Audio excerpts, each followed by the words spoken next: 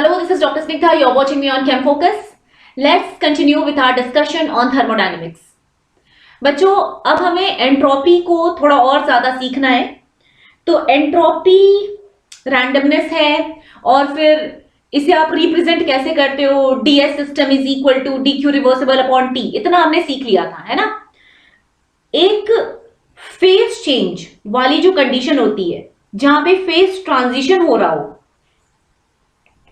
Phase transition का मतलब क्या है, जैसे कि ये लिक्विड है गैस में बदल रहा है, वाटर है वो वेपर में बदल रहा है। फेज ट्रांजिशन हमेशा ही at constant temperature and pressure होता है। ओके, सपोज आइस मेल्ट हो रहा हो, ये भी एक पर्टिकुलर टेम्परेचर और कांस्टेंट प्रेशर पे ही होता है ना। जैसे कि एटमॉस्फेरिक प्रेशर है तो 100 डिग्री सेल्सियस पे वाटर बॉईल करेगा, एटमॉस्फेरिक प्रेशर पे 0 डिग्री सेल्सियस पे आइस मेल्ट करेगा। फेज ट्रांजिशन में हमेशा ही टेम्परेचर और प्रेशर कांस्टेंट होती है। ओके, और फेज ट्रांजिशन जो होता है वो अपने phase transition temperature and pressure पे एक रिवर्सिबल प्रोसेस होता है। फाइन,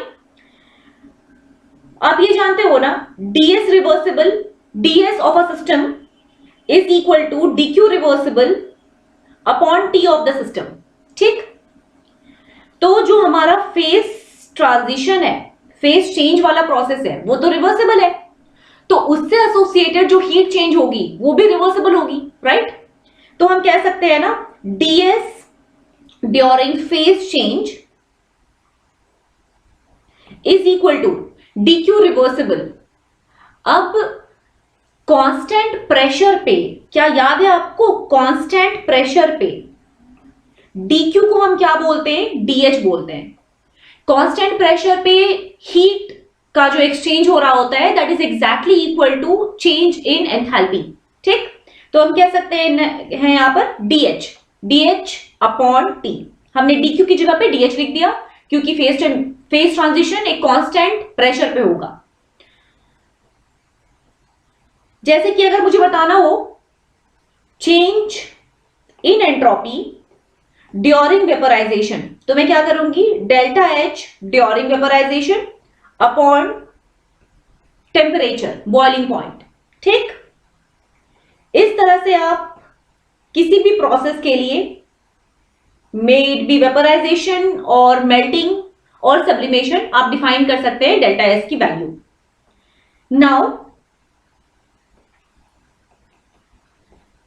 ds सिस्टम आपको तो याद है, ds system is equal to dq reversible upon t।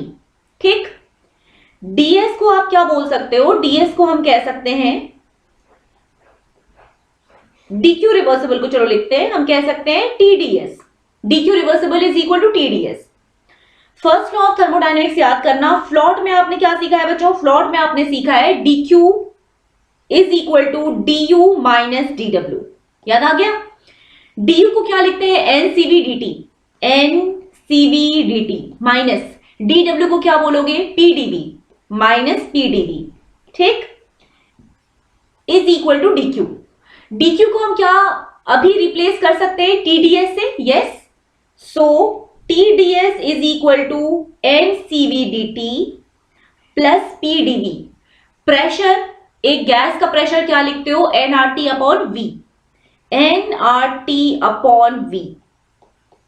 Okay, now हम ds इज इक्वल टू लिख सकते हैं ना, ncv dt upon t plus nRT upon t dv upon v।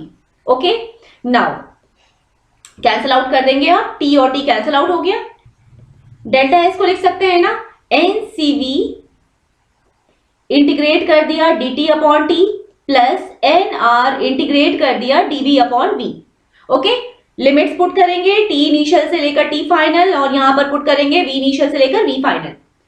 क्या बना ये, delta S is equal to, जैसे ही आप limit delta S is equal to ncv, क्या बोलते हो, ln कहते हो ना, ln t इनिशियल से t final plus nr ln v initial से v फाइनल। ओके, नाउ लिख सकते हैं हम इसको ncv ln t final upon t initial. क्योंकि ये क्या बनता है, L N T final minus L N T initial, जिसको आप लिखते हो L N T final upon T initial, plus N R L N V final upon V initial. Correct.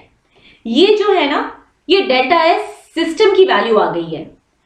आप एक सिस्टम का चेंज इन एंट्रोपी निकाल सकते हो इस फॉर्मूला से, फिर चाहे वो चेंज इन एंट्रोपी रिवर्सिबली हो रही हो या फिर इरिवर्सिबली हो रहा हो, लेकिन change in entropy of a system आप इस फॉर्मूला से डिफाइन कर सकते हैं। Okay fine. अब कुछ पॉइंट्स है। सबसे पहली बात, जितनी हीट एनर्जी एक सिस्टम लूज करता है, सराउंडिंग उतनी ही हीट एनर्जी को गेन करता है। फाइन। ओके, तो हम क्या लिखते हैं, D Q associated with a system is equal to minus D Q of surrounding. Correct. System का अगर 5 का गेन होगा तो सराउंडिंग का 5 का लॉस होगा, एंड वाइस वर्सा। ओके, एक सिस्टम जो है ना, सिस्टम की बात कर रही हूं, सिस्टम को आप हीट एनर्जी इरिवर्सिबली भी सप्लाई कर सकते हो और रिवर्सिबली भी सप्लाई कर सकते हो। इरिवर्सिबली सप्लाई करने के लिए आपने क्या किया है, बहुत ज्यादा हीट सप्लाई कर दिया है एक सिस्टम को। बहुत जल्दी जो हीट मिलेगा, बहुत फास्टली जो हीट मिलेगा, उसको हम क्या बोलेंगे, इरिवर्सिबल हीट, है ना। और रिवर्सिबली हीट करने के लिए आप क्या कर रहे हैं, रिवर्सिबली हीट करने के लिए आपने बहुत धीरे धीरे हीट एनर्जी को सप्लाई किया है, बहुत कम हीट एनर्जी को सप्लाई किया है। Okay fine. एक सिस्टम को आप इरिवर्सिबली या रिवर्सिबली हीट सप्लाई कर सकते हो, ज्यादा हीट दे सकते हो या कम हीट दे सकते हो, धीरे धीरे हीट एनर्जी दे सकते हो। लेकिन जब बात एक सराउंडिंग की आएगी ना, तो सराउंडिंग इतना बड़ा होता है, सराउंडिंग इतना बड़ा होता है कि आप सराउंडिंग को खूब सारी एनर्जी दो या फिर कम एनर्जी दो, सराउंडिंग को हमेशा ही एनर्जी बहुत कम फील होगी। ठीक है। तो एक सराउंडिंग के लिए हीट एनर्जी हमेशा ही रिवर्सिबल होता है, उसे हमेशा फील होता है कि उसको बहुत कम एनर्जी मिल रही है because of its enormous size. तो हम बोलेंगे कि एक सराउंडिंग से एसोसिएटेड हीट एनर्जी जो होती है वो हमेशा कैसी होती है, रिवर्सिबल होती है। ओके ठीक है। अब आपको याद है क्या, रिवर्सिबल केसेस जितने भी बनते हैं, रिवर्सिबल प्रोसेस की फेट क्या होती है, इक्विलिब्रियम, है ना। तो रिवर्सिबल प्रोसेस जो है उसमें एक टाइम आएगा जब इक्विलिब्रियम आएगी ही आएगी, और उस मोमेंट पे डेल्टा जी ऑफ सिस्टम कितना हो जाएगा, 0, या फिर डेल्टा एस टोटल कितना हो जाएगा, 0। करेक्ट। इरिवर्सिबल प्रोसेस जो होता है वो दो तरह से है। इरिवर्सिबल हो सकता है, इरिवर्सिबल का मतलब क्या, सिंगल डायरेक्शन वाला। इरिवर्सिबल हो सकता है स्पॉन्टेनियस हो, ऑन इट्स ओन चल रहा हो, या फिर नॉन स्पॉन्टेनियस हो, मतलब हम करा रहे हो, नॉन स्पॉन्टेनियस। जो स्पॉन्टेनियस प्रोसेस है उसमें डेल्टा जी सिस्टम की वैल्यू कैसी होती है, नेगेटिव, और डेल्टा एस टोटल कैसा होता है, पॉजिटिव। ये हम सीखे हैं सेकेंड लॉ ऑफ थर्मोडायनेमिक्स में। Okay fine. Non spontaneous process में क्या होता है, डेल्टा जी सिस्टम जो होती है वो होती है पॉजिटिव, और डेल्टा एस टोटल कैसा होता है, नेगेटिव, जस्ट उल्टा ऑफ स्पॉन्टेनियस। करेक्ट। अब हम अलग अलग प्रोसेस के लिए डेल्टा एस को कैलकुलेट करना सीखेंगे। फर्स्ट है reversible isothermal. Isothermal process reversible हो या इरिवर्सिबल हो, हमेशा ही चेंज इन टेम्परेचर उसमें 0 होता है, मतलब शुरू से लेकर एंड तक टेम्परेचर कांस्टेंट होती है during the process, right. Delta S system अगर आपको निकालना है तो आप क्या करोगे, N C V L N T two upon T one plus N R L N V two upon V one. Correct. ये जो T two upon T one है, एक आइसोथर्मल प्रोसेस में तो टेम्परेचर की वैल्यू सेम ही रहेगी, इसका मतलब T upon T L N 1 बन जाएगा। ये वाली वैल्यू जैसे ही 1 हुई, एल एन 1 की वैल्यू क्या होती है, 0। करेक्ट। तो हम क्या कहेंगे, N R L N V two upon V one is delta S system in case of reversible isothermal process. Okay, तो हम इसको एक बार नोट कर लेते हैं टेबल बनाकर, टेबुलर फॉर्म में नोट कर लेते हैं सो दैट ये आप रिवीजन करने में इजी रहे। रिवर्सिबल आइसोथर्मल पहला प्रोसेस है, ठीक है। Delta S system, delta S surrounding और delta S total. Reversible process में डेल्टा एस सिस्टम कितना आया in case of reversible isothermal? N R ln v2 upon v1, अभी हम निकाले। ओके, रिवर्सिबल प्रोसेस जो होता है उसमें डेल्टा एस टोटल की वैल्यू कितनी होगी? 0 होगी। तो डेल्टा एस सराउंडिंग कितना आएगा? Obviously minus N R ln v2 upon v1, क्योंकि इन दोनों को ऐड करने पे तो डेल्टा एस टोटल बन जाता है ना। Okay, then 2 second is irreversible isothermal. Irreversible isothermal, irreversible isothermal को देखते हैं। एक आइसोथर्मल प्रोसेस रिवर्सिबल हो या फिर इररिवर्सिबल हो, हमेशा ही उसकी टेम्परेचर कांस्टेंट रहती है। मतलब इस केस में भी, इररिवर्सिबल आइसोथर्मल के केस में भी टेम्परेचर इनिशियल और फाइनल सेम है। मतलब क्या बन गया? ln1, NCV ln1 is 0, ln1 की वैल्यू 0 होती है। तो ultimately this has become nr ln v2 upon v1। Okay, nr ln v2 upon v1, correct, fine. Irreversible isothermal जो है, अगर इररिवर्सिबल के बारे में कुछ दिया हुआ ना रहे ना, तो इररिवर्सिबल को बाय डिफॉल्ट स्पॉन्टेनियस मानते हैं। स्पॉन्टेनियस प्रोसेस में डेल्टा एस टोटल कैसी आती है? More than 0। It means delta S system और डेल्टा एस सराउंडिंग को ऐड करेंगे तो हमें जो वैल्यू मिलेगी वो मोर देन 0 होगी। अब निकालना पड़ेगा यहां पर सराउंडिंग के लिए इररिवर्सिबल आइसोथर्मल में। तो ठीक है, ये तो आपको पता ही है कि अगर ds सराउंडिंग का आप निकालना चाहते हो तो क्या करोगे? ds सराउंडिंग का अगर आप निकालना चाहते हैं तो क्या करेंगे? q ऑफ सराउंडिंग करेंगे अपॉन t करेंगे, करेक्ट। ओके, अब ये याद है फ्लॉट। फ्लॉट में आपने सीखा था dq is equal to du minus dw, और dw को क्या बोलते हैं? Minus pdv। तो माइनस pdv लिख दिया। This is equal to du plus pdv, correct. dq is equal to du plus pdv। dq जो अभी आया है फ्लॉट में, आप जो रेफरेंस रखे थे वो एक कंटेनर था, है ना, तो सिस्टम था। ये सारी जो फ्लॉट की डेरिवेशन थी वो एक सिस्टम के लिए थी। dq is equal to du plus pdv system के लिए आया है। du की value in case of isothermal क्या होगी? अगर dt आइसोथर्मल में 0 होता है तो du तो आपको पता ही है NCV dt होता है, du की वैल्यू भी 0 होगी इन case of isothermal process, correct.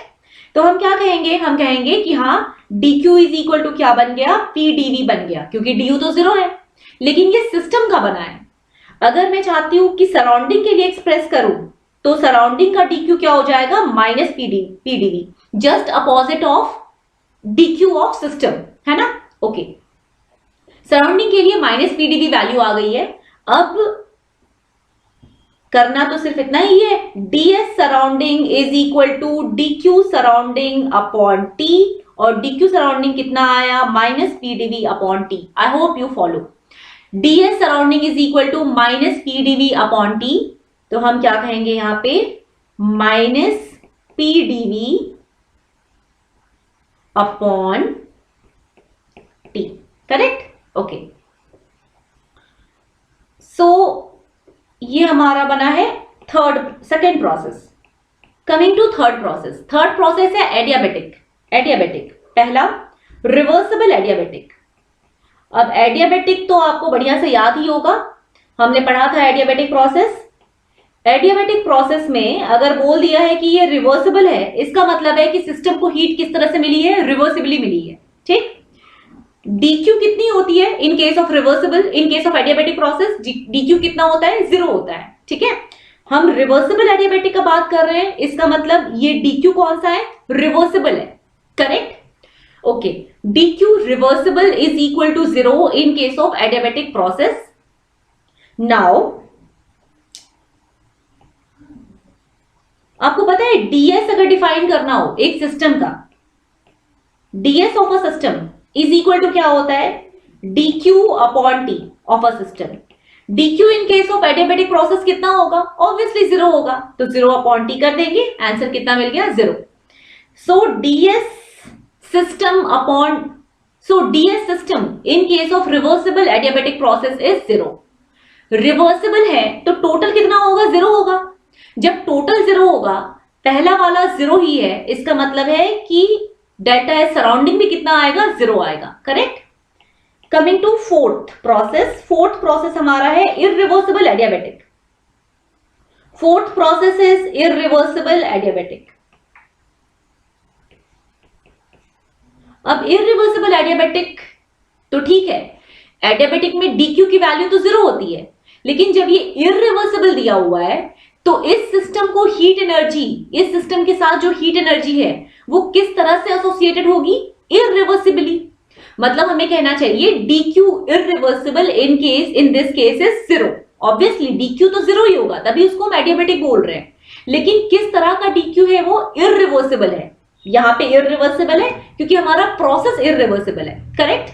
लेकिन आप जानते हो ds सिस्टम जब डिफाइन करना होता है ना, तो हम dq रिवर्सिबल लिखते हैं, dq इररिवर्सिबल नहीं लिखते।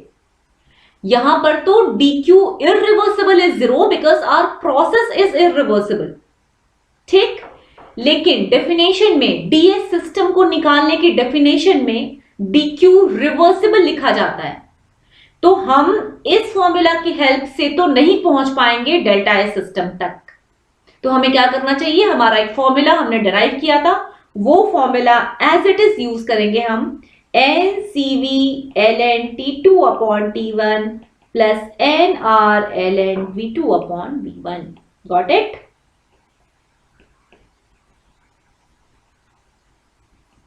Okay। अब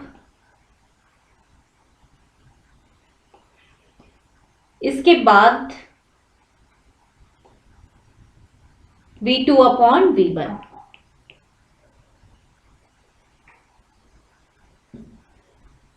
ओके। तो इररिवर्सिबल एडियाबेटिक में डेल्टा एस सिस्टम तो आपने डिफाइन कर दिया, अब डेल्टा एस सराउंडिंग डिफाइन करना है। तो सराउंडिंग की एक अच्छी बात ये होती है, जो सराउंडिंग होता है उसकी एक अच्छी बात ये होती है कि प्रोसेस कैसा भी हो, उससे जो हीट मिल रही होती है वो हमेशा ही रिवर्सिबली मिल रही होती है। राइट। तो हम कह सकते हैं ds surrounding is equal to dq reversible upon t, dq reversible associated with surrounding upon t, और प्रोसेस इररिवर्सिबल हो या रिवर्सिबल हो, सराउंडिंग का जो dq है वो हमेशा ही रिवर्सिबल होगा। ठीक है। कितना होता है dq in case of adiabatic process? 0। तो हम क्या लिखेंगे? 0। ठीक। That's why delta S surrounding in case of irreversible adiabatic is 0, और दोनों का जब सम निकालोगे तो वो मोर देन 0 आएगा, जैसा कि आना चाहिए in case of spontaneous process. Coming to fifth, reversible isobaric. Reversible isobaric का मतलब क्या है? रिवर्सिबल आइसोबैरिक का मतलब प्रेशर इज कांस्टेंट। और प्रेशर कांस्टेंट का क्या मतलब होता है बच्चों? आपको P constant PV is equal to NRT तो याद है ना? P अगर आपने कांस्टेंट कर दिया, NR तो हमेशा ही कांस्टेंट होता है, तो इसका मतलब है V is directly proportional to T। V2 upon V1 will be equal to T2 upon T1। Correct. V is directly proportional to T। अगर ऐसा कंडीशन बनता है कांस्टेंट प्रेशर वाला तो। अब आइसोबैरिक में तो प्रेशर कांस्टेंट ही होती है, तो हम डेल्टा एस सिस्टम क्या लिख सकते हैं? NCV ln T2 upon T1 plus NR ln V2 upon V1। और आप T2 अपॉन T1 को V2 अपॉन V1 से रिप्लेस कर सकते हो, या फिर V2 अपॉन V1 को T2 अपॉन T1 से रिप्लेस कर सकते हो। करेक्ट। क्योंकि V is directly proportional to T। तो हम कह सकते हैं, आप कॉमन ले लेना, ln T2 अपॉन T1 को कॉमन ले लिया, क्या रह गया? CV प्लस R ब्रैकेट के अंदर, और CV प्लस R को क्या कहा जाता है? CP। Right. So we can write NCP ln V2 upon V1 और NCP ln T2 upon T1। Correct. ठीक है। बस लिख दो यहां पे NCPln T2/T1। रिवर्सिबल प्रोसेस है, मतलब नेट कितना होगा, 0 होगा। करेक्ट। क्या बताएंगे यहां पर, -NCPln T2/T1। ठीक, नेगेटिव चार्ज हो जाएगा ना, दोनों नेगेटिव साइन हो जाएगा, दोनों को ऐड करोगे तो नेट जो आएगी वो 0 हो जाएगा। 6, reversible isochoric. Reversible isochoric, isochoric का मतलब क्या होता है, आइसोकोरिक का मतलब है constant volume. Constant volume. Delta S क्या बताओगे, delta S system will be equal to NCV ln T2/T1 plus NR ln V2/V1। लेकिन V2 और V1 सेम है क्योंकि वॉल्यूम कांस्टेंट है, मतलब V/V किया तो क्या आ गया, 1 रिजल्ट। ln1 की वैल्यू कितनी होती है, 0, तो ये बन गया NCV ln T2/T1। लिख सकते हैं NCV ln T2/T1। इधर क्या लिखोगे, रिवर्सिबल प्रोसेस है तो NCV ln T2/T1 minus net क्या होगा, नेट 0 होगा। ठीक है, ओके।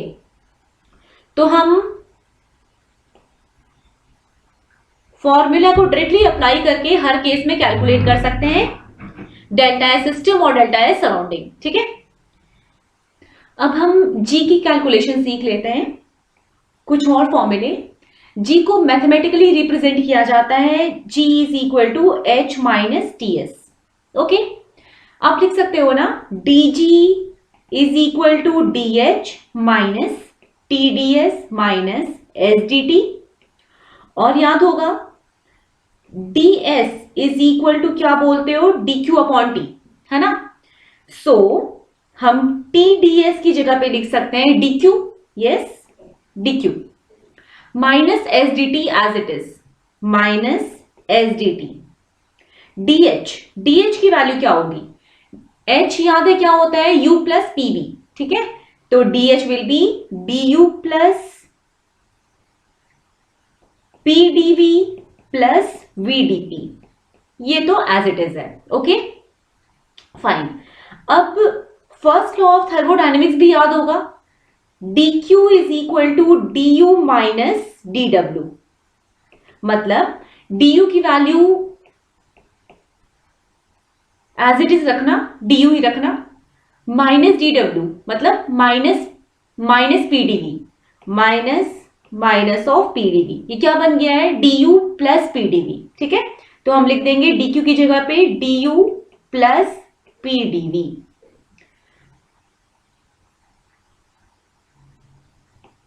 माइनस साइन यहां पर भी रहेगा,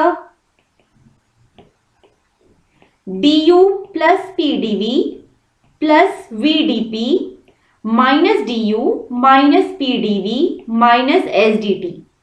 ठीक है, देख लो जो भी कैंसिल आउट हो रहा है कैंसिल आउट कर देते हैं, pdv कैंसिल आउट हो गया, du चला गया, मतलब क्या रह गया, vdp minus sdt। So dg is equal to vdp minus sdt। ये एक और फॉर्मूला है dg का, याद रखना है। अगर कभी भी प्रेशर कांस्टेंट हुआ तो आपको पता है dp की वैल्यू क्या हो जाएगी, 0 हो जाएगी, है ना। इसका मतलब है कि dg will be equal to minus sdt। और अगर टेम्परेचर कांस्टेंट हुआ तो फिर dt 0 हो जाएगा, उस केस में dg will be equal to vdp, dg will be equal to vdp। Okay clear, fine.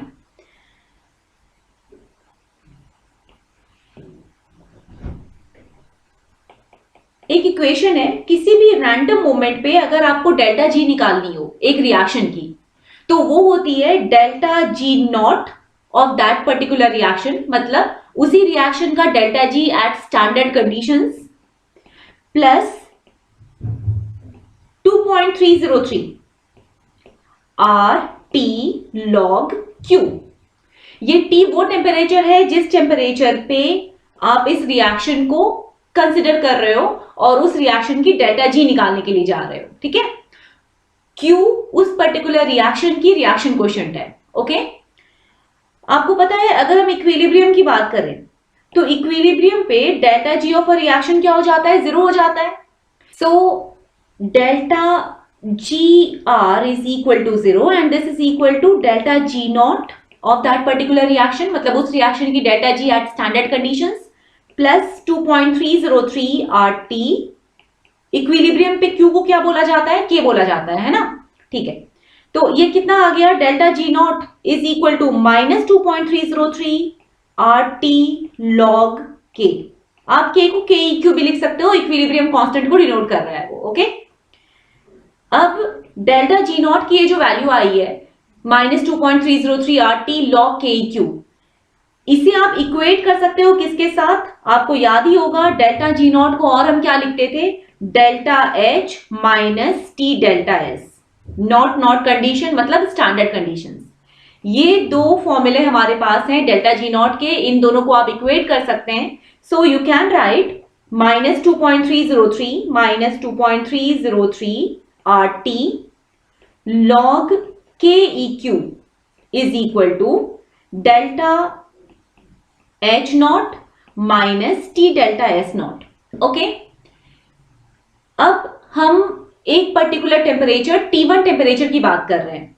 तो at T1 temperature, at T1 minus 2.303 RT1 log KEQ1. T1 temperature पे जो करस्पॉन्डिंग इक्विलिब्रियम कांस्टेंट है वो है KEQ1, ठीक है?